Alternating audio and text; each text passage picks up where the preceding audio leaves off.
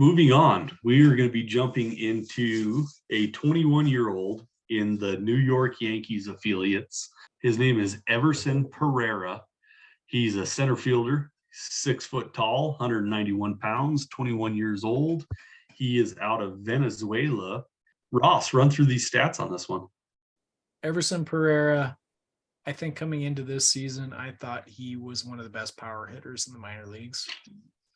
And I'm going to say that there's a little bit of whispers from our Andy Page's evaluation going on here with Pereira, because there's a lot of similarities.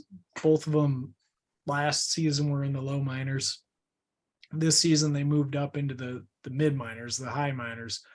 They got taste at AA. They came into this season for me being some of the top power hitters. And I'm not sure that I hold them in as high of a regard after this season, but the power is still there. There's no doubt about it. And they both had much better second halves. So let me walk through it. Pereira made his debut in 2018. Not too much notable between his first couple seasons. But where things really started getting interesting was in 2021. He debuted in the low minors, but spent most of his time at high A. Overall on the season, I should read both of these stat lines. So at single A, 20-year-old, he hit 361 with a 446 OBP and a 667 slugging percentage. So he was on fire starting the season. He moved up. The batting average didn't quite hold up where most of his plate appearances were coming at in high A. He hit 259, but the power stayed there. So while his batting average and his OBP took a dip that were pretty commensurate with each other from his previous stop, he slugged 676 and hit 14 home runs in just 127 plate appearances. That was tremendous power. Yeah. Tremendous power. So he finished the season aggregate batting 303 with a 398 OBP and a 686 slugging percentage. So while it was like half a season worth of plate appearances, that's impressive. And I was really thinking this guy has got a ton of power. And he really might. But this season, his numbers did take a dip comparatively. He started again repeating high A. Compared to last year, the power wasn't quite as good, but he did improve. And in some of the hitting stats, he hit 274 instead of 259. His OBP was the same. And they moved him up to AA, where he hit 283 with a 342 OBP and a 504 slugging percentage.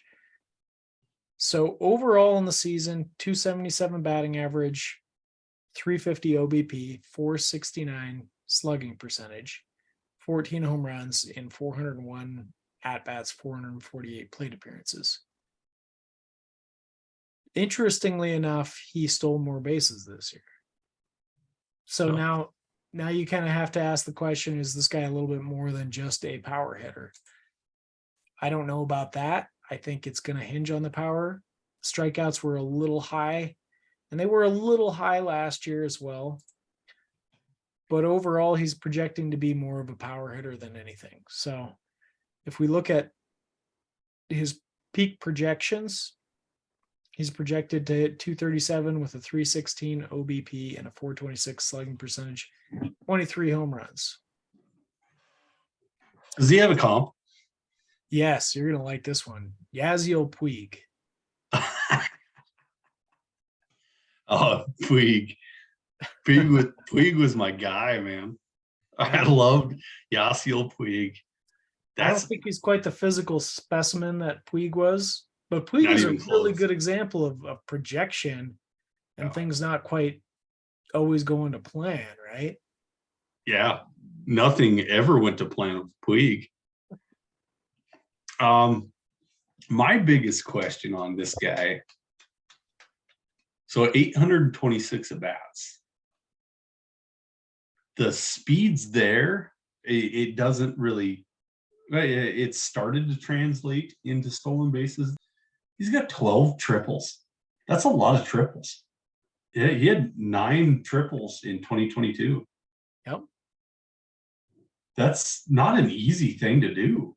Clearly some speed there. And what that might suggest is that he was hitting the ball pretty well, not over the fence. Yeah. 21 stolen bases. There's certainly Yeah. some there. I think that's very interesting. Yeah, he's